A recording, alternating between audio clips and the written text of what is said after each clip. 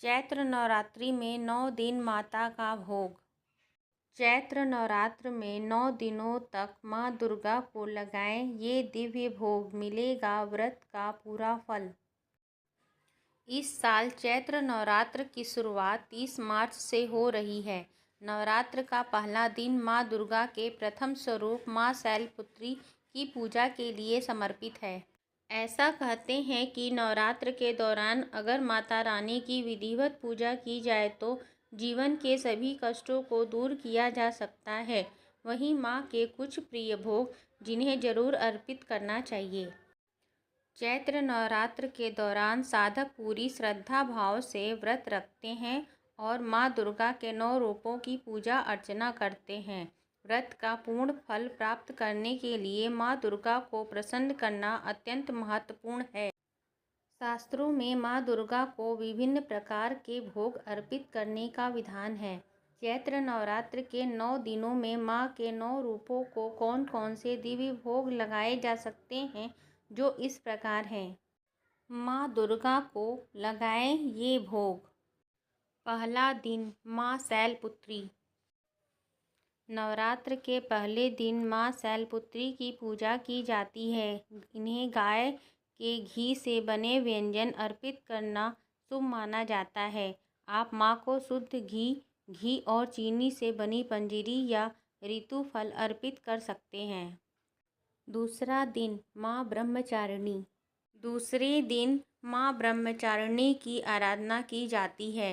इन्हें मिश्री और पंचामृत का भोग लगाना उत्तम माना गया है। ऐसे में आप माँ को पंचामृत, दूध, दही, घी, शहद और चीनी का मिश्रण अर्पित कर सकते हैं। तीसरा दिन माँ चंद्रघंटा। माँ चंद्रघंटा को दूध या दूध से बनी मिठाई जैसे खीर या बर्फी का भोग लगा सकते हैं।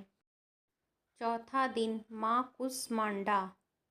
माँ कुष्मांडा को मालपुआ का भोग अति प्रिय है। आप उन्हें हलवा या दही बड़े भी अर्पित कर सकते हैं। पाँचवां दिन माँ स्कंद माता। पाँचवें दिन माँ स्कंद माता की पूजा होती है। इन्हें आप केले या अन्य ऋतु फल अर्पित कर सकते हैं। छठा दिन माँ कात्यायनी। माँ कात्यायनी को शहद का भोग लगाना विशेष फलदायी होता है। ऐसे में आप उन्हें मिठाई में शहद लगाकर भी अर्पित कर सकते हैं। सातवां दिन माँ कालरात्रि। कालरात्रि को गुड़ का भोग बहुत प्रिय है। ऐसे में आप उन्हें गुड़ से बने प्रसाद जैसे हलवा या लड्डू अर्पित कर सकते हैं। आठवां दिन माँ गौरी।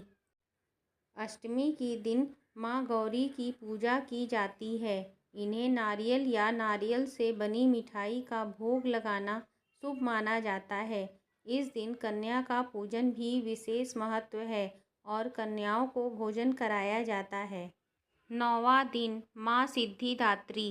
नवरात्र के अंतिम दिन माँ सिद्धिदात्री की पूजा होती है। इस दिन माँ को हलवा पूरी और चना खीर का भोग लगाया जाता है। इसे कन्या पूजन के बाद प्रसाद के रूप में भी बांटा जाता है। भोग हमेशा शुद्ध और सात्विक होना चाहिए। अपनी श्रद्धा और क्षमता के अनुसार आप माँ दुर्गा का कोई भी फल, मिठाई या भोजन अर्पित कर सकते हैं। इसमें महत्वपूर्ण है आपका भाव और भक्ति।